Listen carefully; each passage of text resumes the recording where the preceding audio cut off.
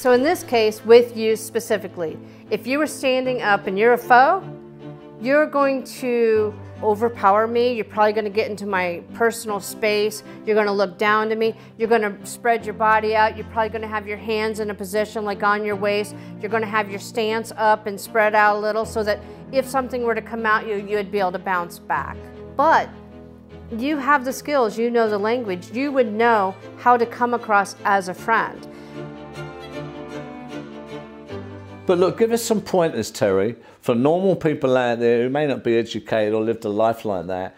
What are some of the signs that would hit you straight away that there's a bit of danger here, or this person is a friend or a foe? What are some of the markers, as you call it? So in this case, with you specifically, if you were standing up and you're a foe, you're going to overpower me. You're probably going to get into my personal space. You're going to look down to me. You're going to spread your body out. You're probably going to have your hands in a position like on your waist. You're going to have your stance up and spread out a little so that if something were to come at you, you'd be able to bounce back. But you would do all these things, and not necessarily with me, because, you know, I'm a little bit shorter than you. So I could potentially be easily intimidated.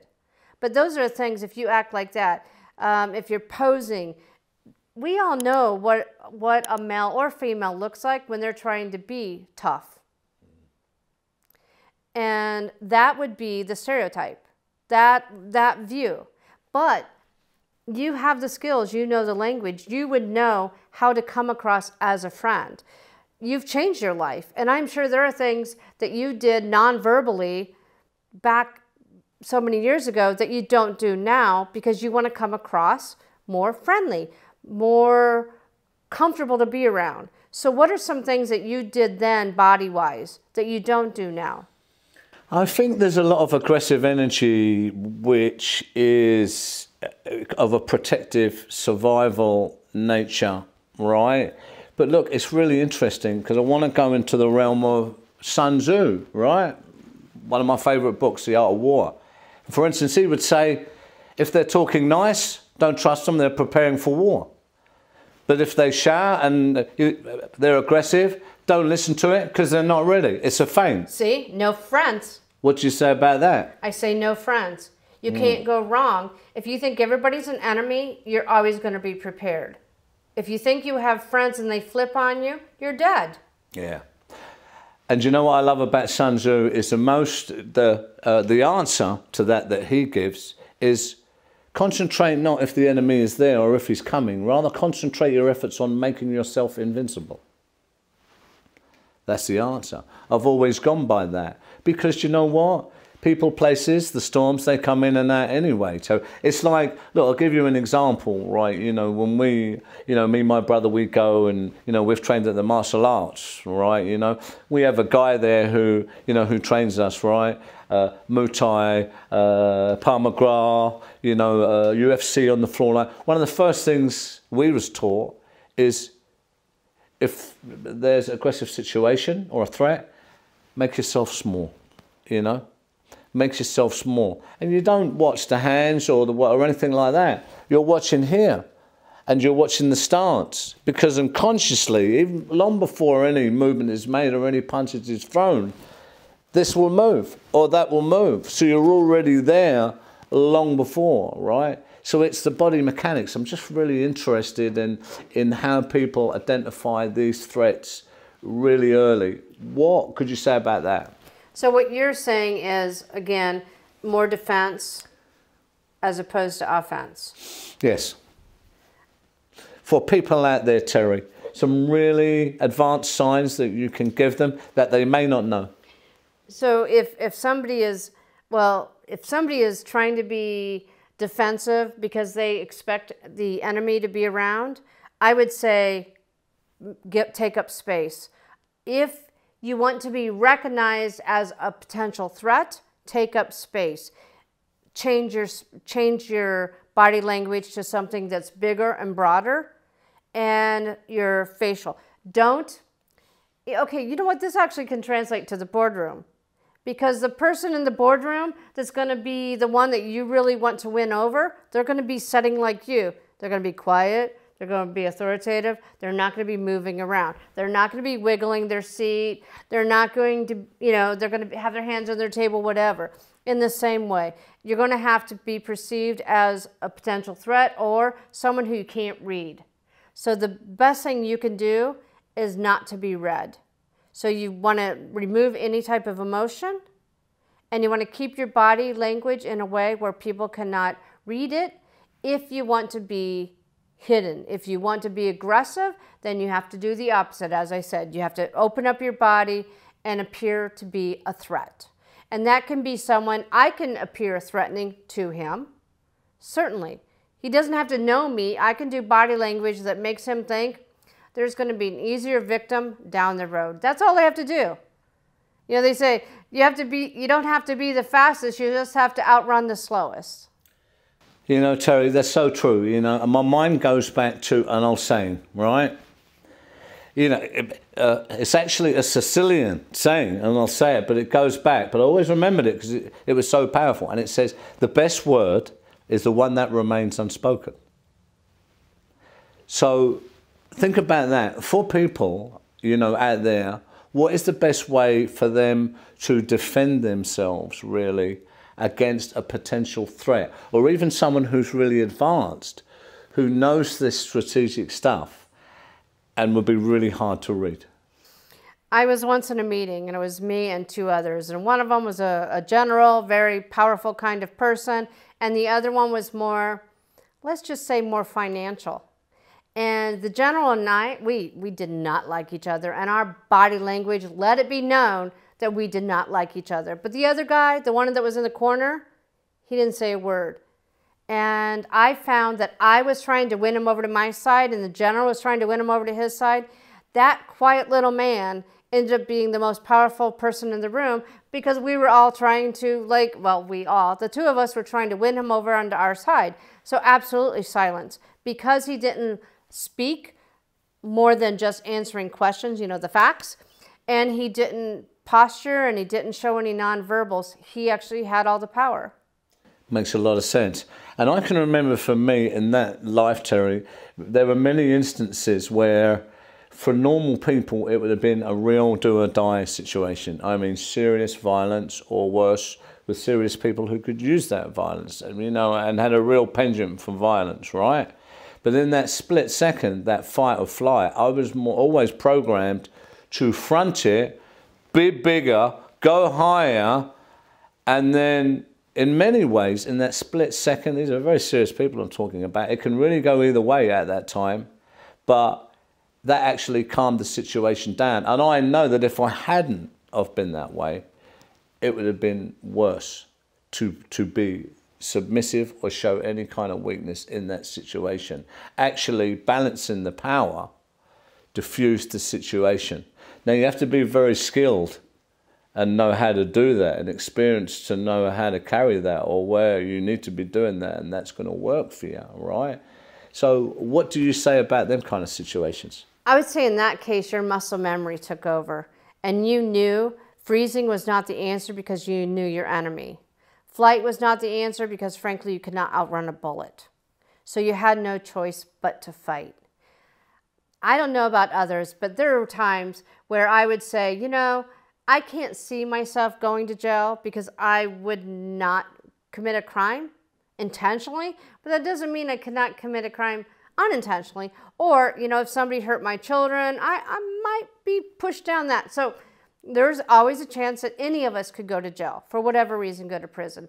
And so then the question is, are you going to be going in there all alpha, or are you going to go in there and be somebody's friend? And, I don't know if it depends on the day. Sometimes I think if I ever got in a situation where I'm going to go to jail, I'm just going to kick ass, and I'm not going to let anybody tell me what to do. And then other times it's like I'm just going to hide away. I'm going to be quiet. I'm going to shrink down, just do what I have to do and move on. So you've had that experience. Look, I'll give you the answer to that one, Terry, right? And again, it's not what people would think. The middle road is closer to what actually happened in a situation like that. when you go into a place like that, and I've been in many high security prisons and units as a Category A prisoner, all right? I have a big experience of this, unfortunately. So the first thing you don't do is show your hand or let people in or talk to people or say hi or try, or anything like that. So you would be like the quiet guy in the boardroom there like that, holding this power. Even if he was scared, he wasn't scared, or he was experienced, or it was his first time, or he'd been there 100 times. You need to be unreadable. But of course, you won't be able to maintain that forever. You know, in the nature of the jungle that you are in, you need to read everyone else while you don't let them read you. But there will be a time you can only be yourself. So the way to do it would be to do it that way, but align yourself with some kind of power base or people that would be suited to you in a group maybe, or where you could survive the best way, but understand that there will come a moment where you will be tested regardlessly for that violence or whatever, and pushed by other people in that jungle.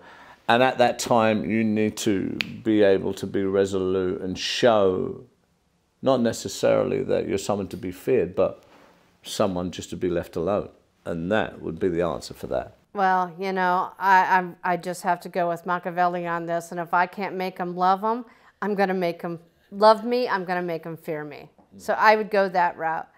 But, you know, it is interesting, and I haven't been able to speak with anybody with your experience. In the States, we had a few people, there was that whole education issue going on, and there were a few high-profile actresses that had to go to jail, and they hired people like you to help them survive in the 3-6 months that they had to spend in the white-collar prison. What kind of advice do you think they gave these ladies? Look, I think that was very wise to do that, is the first thing, you know. Never try and be something that you're not. You know, for obvious reasons, especially in a dangerous situation. What you need to know is from people who's experienced that, very good at how you should navigate that. So getting the word on that is for wise people, right? If you can do that, and then you know you need to listen because they've navigated them waters, right? And there's a lot of landmines and something like that that you need to be aware of, right? What's one of the landmines? Well, going in there and thinking, oh, I'll talk to everyone and I'll be really nice and it's going to be cool. Everybody's best friend? You know, that could come from a lot of fear from a lot of people. You know, I've seen it, you know, many, many times. But the opposite, as I've said, is something that you need to do there. So really, when you're getting someone who hasn't been exposed to a situation like that, they don't have the engineering to hold it together in a way like that. Right, you know, that needs to be forged in some kind of a way, so you have to be more strategic in how you navigate that. Keep your mouth shut is a good one, but if you don't know that, right, you're set up for something else. I'm from a small town in Iowa. You know, we tend to say hi to every stranger on the street and in checkout lines in the grocery store. So, you know, that would probably be the majority of the people I would know. They'd go in and want to be best friends. Terry, a lot of people do, you know, and that's the way to live your life. Let's be honest, you know, be kind to people, right? But some people have had a different kind of life, and this is a different universe. So when you're in a different universe, you know, when in Rome, you know, as it were, but if you're not practicing the ways of Rome, then you need to be taught how you navigate Rome. But look, here's something that I want to, you know, so for people out there who may, you know, have a problem with this kind of stuff, or, you know, if they don't like confrontation, or they feel they're threatened, or they have a problem around this, how should people like that act? What pointers would you give them how to carry themselves? You mean, so let me see if I've got you right. So the people that cannot kind of come across as you? Well, I'm on about normal people out there, generally, forgive me, who are faced with threats or may have a problem with confrontation and need to fake it. You know, it can be at work, it can be outside, it can be a situation that's out of their control. What's the best way for them to, what's the best way for them to conduct themselves, to get themselves out of that? Flight. If they don't think they can fight, and freeze is never an option if it's one-on-one, they need to run. It's just as simple as that. If they're going to fight, if they know that they're going to get, get assaulted, they need to shrink up, like your person told you. They need to protect themselves and just take it and take the opportunity to get a weapon. And I say weapon, I'm using that term. In this case, this book could be a weapon. Like, know your environment. Use a book, a pillow, a camera stand, whatever you have around you. Don't assume that you, with no experience fighting, can challenge someone with years of experience of fighting and taking a beating. You need to make sure that you use whatever you can. In situations like that, dirty fighting is expected. Now you're a real international expert, right? On violent extremism, terrorism. You've worked with all the top people, Guantanamo Bay, all the big cases. You've profiled. How many people have you profiled? I mean, really. 635 American citizens charged with acts of terrorism since 9/11. So it was 20 years. There's just a bit there, just to give a bit of backstory to the level that we're talking about here. So look, for people out there who are faced with violent people, be it domestic or whatever, and there are a lot, Terry, right, really struggling with that, how should they act? What body language should they employ? And what is the best way for them to protect themselves? If we're talking about just one person and one type of crime or one issue, like you said, domestic, I could tell you. But when we're talking about very different situations, I don't want to tell you to stand up and take an aggressive stance if that's going to hurt you. If you're going to counter against somebody that can hurt you and you won't have those skills, I don't want you to do that. I want you to find whatever it takes to keep yourself safe. And if that means pick up something in your environment. Too many times we watch these shows and the women are running through the house and somebody's behind them with a knife and they're running past the lamp, they're running past the broom, they're running past all these things that could be a weapon, and they go and they hide in a situation where there's nothing, and and they end up dead. And I know it's TV, but it's a repeated thing over and over. And this was something in the military I learned. I remember fighting with one of my unit guys, one of my brothers, using a broom from the motor pool, because that's what they taught me. They taught me to use anything as a weapon. And when you go into a situation and you think it could be an adverse situation, find whatever you can as a weapon. Know what those are. Make sure that that person that has the potential to hurt you is not between you and the door. Always have a free line. And if it means, so I'm in a situation where at a university, I might have to tell a student that they're kicked out of the program. The last thing I'm going to do is set up my desk, have that student in front of me, blocking me from the door. I'm going to stand up, I'm going to go over, I'm going to set them down at my table. I'm going to make sure I'm between them and the door so that I have that egress. Look, what you've said there is very important, because people who have lived a life pressured and that kind of on the edge, life or death all the time, they unconsciously spatial plan like this. They don't have their back to the door. They're very conscious. They're looking at the guy over there. Is he fit? Where does he come from? Is he a threat? Does he have a weapon? Does he look like he comes from around here? Who's he with? Is his eyes shifty? What's up with this and this? But normal people, they don't really have that. And I get that too, because whether we're talking your end of the spectrum or the life I used to live, one of the things, right, and we're going to have a lot of top experts here as well, right, from both sides. One of the things that I keep seeing time and time again is that there's a lot of crossovers. It's like, even for CEOs, there's a lot of transferable skills, which are leadership qualities. But what I'm really getting down to is keeping yourself safe then, no matter what end of the spectrum you're in, is a lot about strategic forward thinking, right? Yes, so, I gave you the example with the general and the other person, but I've spent a lifetime in faculty meetings, and they can be war zones. Now, I may not fear for my life, but I have seen a couple of them stand up and kind of go at it across the table. So academics can be, a shifty bunch. And really, it's a situation there. Okay, maybe not in the same way that you would expect. No, but I'm laughing because I've been in a few boardrooms and I've gone through the same. So you know. So how would you handle that? How would you handle a situation like where you have power struggles in the boardroom? Look, what I would say is it triggers stuff because there's so much at stake all the time, and there's a lot of passion there. That a lot at stake. That's the first thing you have to understand. But I used to always say a tough meeting is always the best meeting because we're cutting we're cutting the fluff, and obviously we're getting to it. All right, we're not rubbing anyone's back. We're using the time wisely, right? We're pinning it to the mast is what I say. That doesn't always go down well with everyone for whatever reasons. But when you get them really, like when it comes to that, like you're ready to go over there, because I've always looked back after and thought, Steve, you should have handled that a bit better. Should have navigated it better, which takes me back to the strategic planning before, middle and after executing what you want to get out of certain things, or how you want to navigate it, or how you want to keep yourself safe. Would you agree? Yes, absolutely. You need to go in with that mindset, everything you do. Anytime you're in an environment where you could have a potential risk, you need to go in, you need to be the soldier.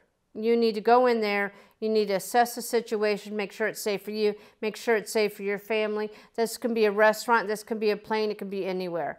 And I'm not suggesting you stereotype, but I am suggesting that you look around you and look for those people that could be a potential threat. And remember, if they are a potential threat, but they're not a threat, you perceive them as one, no harm done. It's that one, that friendly person that looks like they're not going to cause any harm, that pulls out a machine gun and shoots it up. So it's hard to say. Don't stereotype to a point where you're oblivious of the people that are the real dangerous ones.